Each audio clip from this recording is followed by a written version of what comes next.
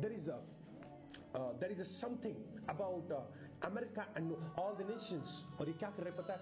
They all stand against the Israel. I wish कि आप सुन पा रहे हो. They all stand against Israel. और इजराइल को मैक्सिमम 75% 70% घात किया जा रहा, तोड़ा जा रहा. And there is a plan of government. Israel के ऊपर उठने से पहले प्रभु के विरुद्ध उठना पड़ता है, you know. Last one, I prophesy about Israel. I prophesy about Israel. मैंने कहा था कि तीन ऐसे nations जो इजराइल के अगेंस्ट खड़े. And जब आप न्यूज़ सुन रहे थे लास्ट मंथ में, तो अमेरिका like इजराइल को बहुत सपोर्ट कर रहा था. Now hear the news. What I said. The God is telling me. प्रभु ने मेरे को बोल दिया था कि इजराइल के साथ अमेरिका अगेंस्ट रहेगा. And even 70% इजराइल को अंदर से तोड़ा जाएगा. And see what's happening. यही हो रहा है. On to West Asia now, where Prime Minister Netanyahu's grip on power is still being tested. The Israeli Prime Minister is stumbling from one problem to the next. Last night, he diffused a crisis with his defense minister. But today, Netanyahu was confronted with a new problem. His cabinet seems to have rebelled against him. At least 7 ministers took to the streets. They led a mass rally. Thousands were part of this march, and cabinet ministers joined in. Do you know where the protest was held? In the West Bank. The crowd marched in the northern West Bank. It's a restive area. It has seen multiple incidents of violence in the recent past. The rally went up to a place called Eviatar. This is an unauthorized settlement outpost. It was evacuated by the previous Israeli government in 2021, so this is a really sensitive zone. What were the Israeli leaders doing here with their supporters? Apparently projecting strength. Those who are strong in the face of terror in Eviatar will be strong in the face of terror in Tel Aviv. This is our statement here. We must be strong in the face of terror, both in Eviatar and Tel Aviv.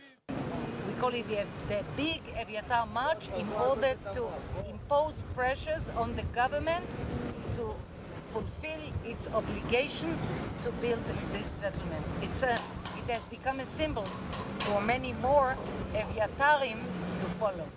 That's why the ministers took to the streets, and they're not the only ones who did it. At least 20 members of the Knesset took part in this march. Knesset is the Israeli parliament. These leaders went to back Israel's claim on the West Bank.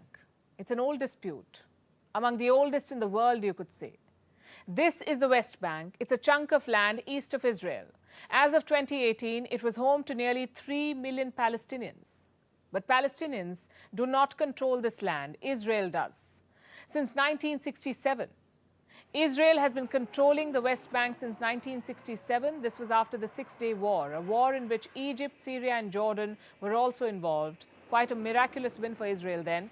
It routed all these Arab powers. They're all neighbors of Israel. It defeated all of them and took control of the West Bank. Then Israel allowed Jewish settlers to move in.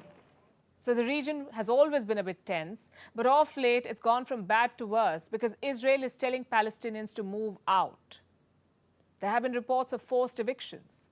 Palestinians have resisted. They want a separate state. They say the West Bank, Gaza and East Jerusalem should be combined to form the state of Palestine. Israel does not agree. There is tension and there's fighting.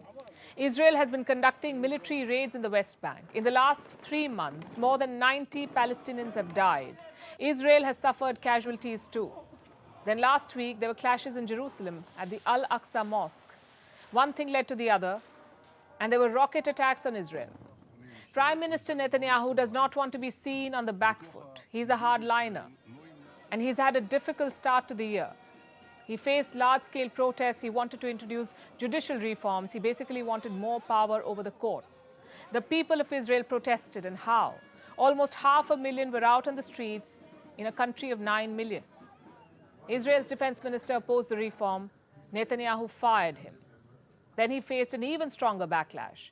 So now he's reinstated the minister, ostensibly to not rock the boat when Israeli security is being challenged. גם בימים האחרונים Regarding the Defense Minister, Gallant, even in the last few days, we were working together and standing together around the clock on all fronts in the face of the security challenges. There were differences between us. I've decided to put our differences behind us. Gallant stays in his position. We will continue working together for the security of the Israeli nation. During the Passover festival, I am telling you, Israeli citizens, together we'll stand and together we'll succeed. So Netanyahu seems to have dodged a bullet. The move to reinstate the defense minister is a face saver. The prime minister's popularity has tanked after the fiasco. He's now fighting to hold on to his prime ministership. You see, Netanyahu rose back to power with support from Israel's extreme right leaders. In fact, experts have called this coalition Israel's most far-right, religiously conservative government in history. Now, those same hardliners were on the streets today in the West Bank, and they're demanding more anti-Palestinian policies. Will Prime Minister Netanyahu give in? His decision could have wide-ranging repercussions. Will he risk a conflict just to stay on in power? He does not have easy choices. Israel is dangerously close to another war.